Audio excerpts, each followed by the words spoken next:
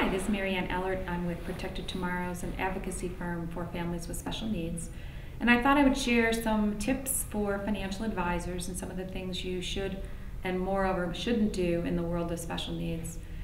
Many advisors don't think they have clients with special needs, but in fact, when they ask the questions, they will find that 20% of the families they work with do have a special need. So sometimes we are the ones, when we're doing advocacy for families, finding that assets were positioned improperly or planning perhaps wasn't done.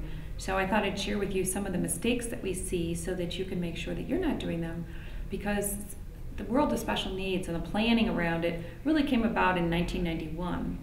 And because of that, families are just now starting to, parents are starting to pass away and assets are being left improperly. And what we find is money being written, checks being written to the government, when in fact the families didn't have that intent.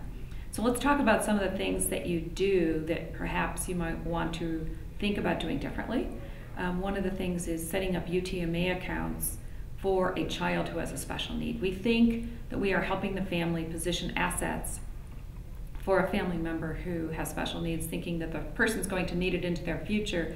But in reality, when that individual turns 18, if they have assets in their name, it disqualifies them from all kinds of programs where they'll get cash, they will get resources for residential living, resources for a workshop or a job coach where they're critical to the quality of life of that individual.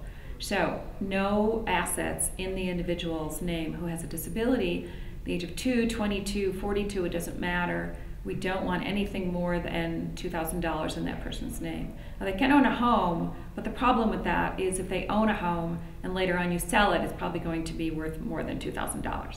So no assets in that person's name. Another mistake sometimes is life insurance is owned by the individual. If it has cash value, that is an asset of the person as well. The other area that you need to understand in your practice is the special needs trust. The special needs trust is a vehicle used to save money for that person on behalf of the parents. So the parents can set up the trust, fund it with money for that disabled person, and that money is not considered the individual's. It's for their benefit, but it's not theirs, and therefore that's the way to do proper planning and estate planning for the individual. They will be able to have supplemental funds in addition to the government funds that's available to them. So be careful in those two specific areas: no UTMA accounts, no life insurance and savings fund owned by the individual. Use special needs trusts, find an attorney who has expertise in that area, ask them the right questions to make sure that they're doing the planning. So just a couple of quick tips, and ask your clients those questions if they really do have a family member with special needs. Do they need some help in that arena? Thank you.